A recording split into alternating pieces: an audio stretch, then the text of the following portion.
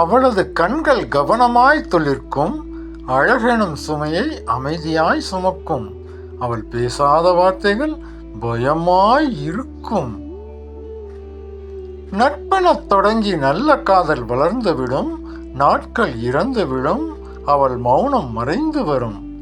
தொட்டும் தொடாத உணர்வின் விளக்கம், தொலைவில் தவிக்கும் ஆசையின் ஏக்கம். பின்னணியில் நிழல்கள் நெருங்கும், பிறழும் மனது பிரச்சனைகள் செய்யும். வாயில் எழாத வார்த்தை யுத்தம், விழிகளில் வெடிக்கும் காதல் சத்தம். இதழ்கள் திறந்து சொல்ல, இருவர் நெஞ்சம் துள்ள, அவள் புன்னகை போதும் ஒரு வெறுமை தீரும். இதழ்களை பேச விடாதே, அல்லது கண்களை பேசிக்கொண்டே இருக்க விடாதே. இரண்டும் பேசினால் எதை கேட்பது? நான் எதை கேட்பது?